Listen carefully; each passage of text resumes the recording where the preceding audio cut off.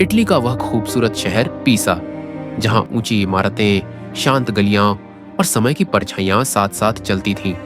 जहां दुनिया सुंदर तो थी, लेकिन सोच सीमित थी। जहां नई खोजों से लोग डरते थे और सदियों पुराने तथ्यों को ही अंतिम सत्य मान लिया जाता था। इसी शहर पीसा में 1564 को एक बालक ने जन्म लिया, जो आगे चलकर मानव इतिहास की सोच बदलने वाला था। Galileo Galilei. गैलीलियो बचपन से ही अत्यंत जिज्ञासु था। उसका मन हर समय प्रश्नों से भरा रहता था। वह चीजों को केवल देखता ही नहीं था, बल्कि यह जानना चाहता था कि वे क्यों और कैसे होती हैं। लेकिन जिस वातावरण में वह बड़ा हो रहा था, वहां प्रश्न करना विद्रोह माना जाता था।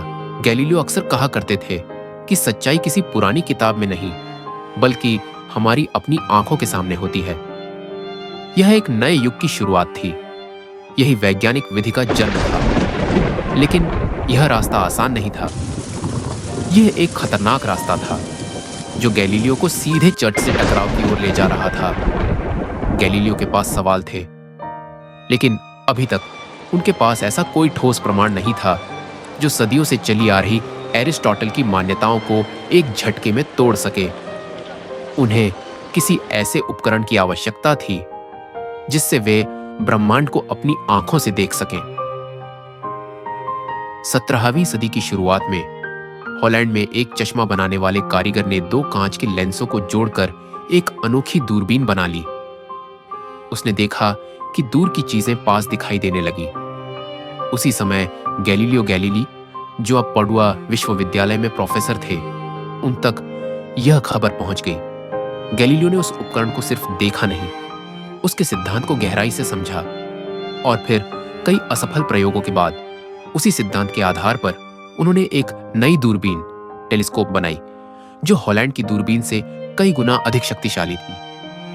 अब आकाश पहली बार मानव की आंखों के और भी करीब आने वाला था। गैलीलियो ने अपनी दूरबीन से आकाश को देखा।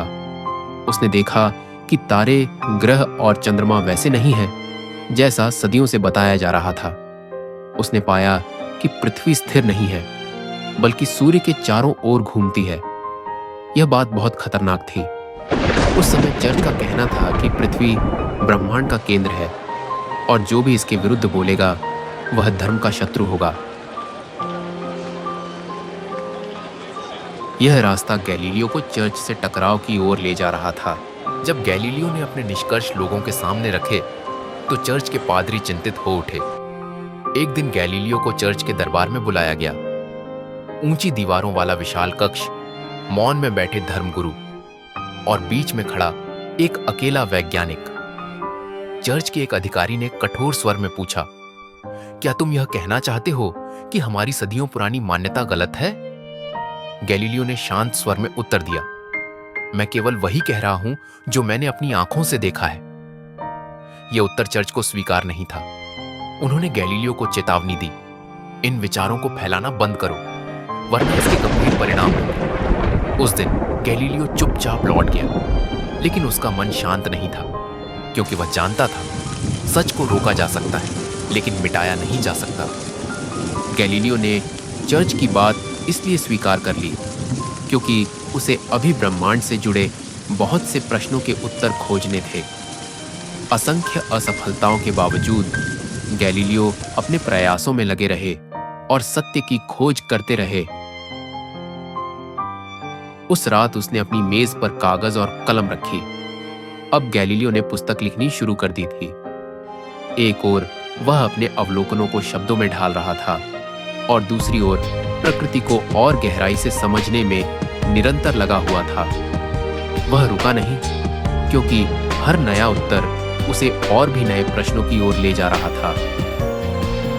उसने पाया चंद्रमा की सतह ऊबड़-खाबड़ है। उस पर पहाड़, गड्ढे और घाटियां हैं, बिल्कुल पृथ्वी की तरह। गैलीलियो समझ गया, चंद्रमा कोई दिव्य पूर्ण वस्तु नहीं, बल्कि एक ठोस खगोलीय पिंड है। कुछ रातों बाद गैलीलियो ने अपनी दूरबीन जुपिटर की ओर घुमाई। उसने जुपिटर के पास 4 छोटे-छोटे चमकीले बिंदु देखे। पहली रात वे एक सीध में थे।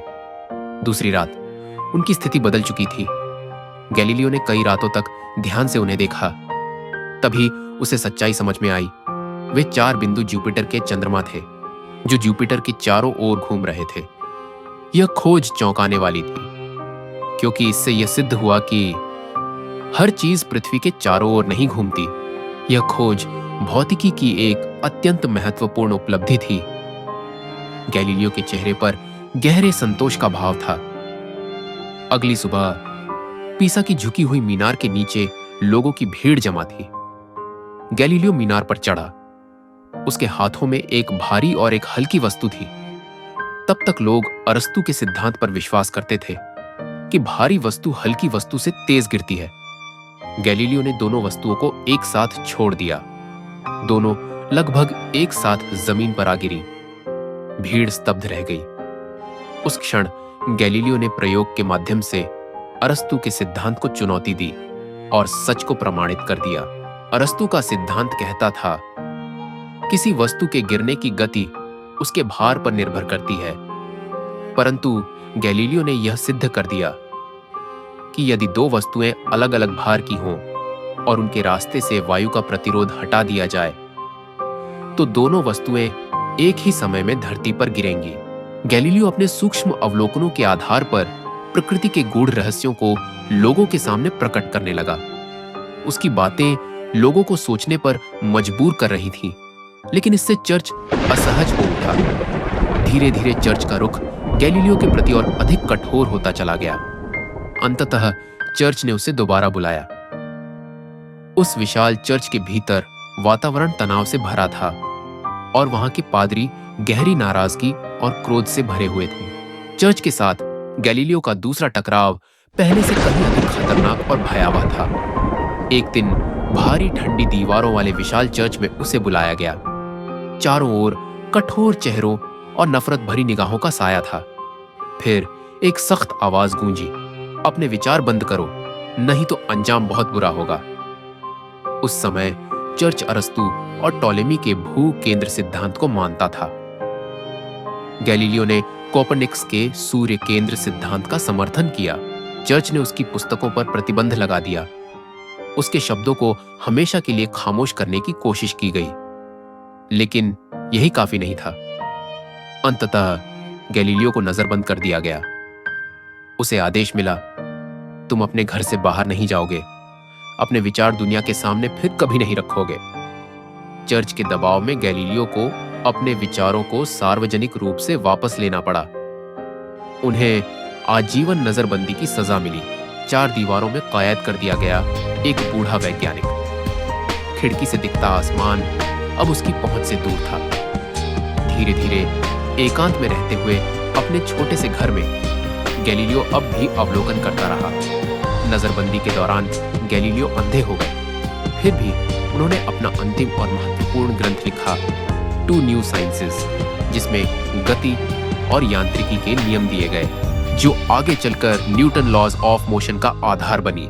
किताबों के बीच, कागजों और यादों के साथ एक दिन गैलीलियो इस दुनिया को चुपचाप छोड़कर चला गया। लेकिन वह हारकर नहीं गया, क्योंकि सत्य को कभी कैद नहीं किया जा सकता। समय अपनी गति से आगे बढ़ता रहा और लगभग 350 वर्ष बाद 1992 में पोप जॉन पॉल द्वितीय ने स्वीकार किया कि गैलीलियो के साथ चर्च ने अन्याय किया था, और समय ने आखिरकार यह सिद्ध कर दिया कि गैलीलियो सही था। गैलीलियो की कहानी से यही शिक्षा मिलती है कि हमें किसी भी मान्यता को आंख बंद करके स्वीकार नहीं करना चाहिए, बल्कि अनुभव, अवलोकन और तर्क के आधार पर हर बात की सच्चाई को परखना चाहिए।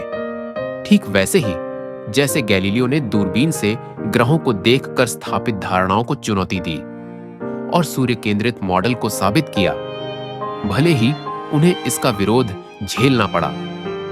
यह हमें जिज्ञासा और सत्य की खोज के लिए प्रेरित करती है। बायो वाली मैम क्लासेस की हमेशा यही कोशिश रहेगी कि बच्चे विज्ञान को रटने के बजाय उसे अपने आसपास की घटनाओं से समझें। साथ ही विद्यार्थियों में वैज्ञानिक दृष्टिकोण, तर्कशील सोच और प्रश्न पूछने की आदत विकसित की जाए। धन्यवाद।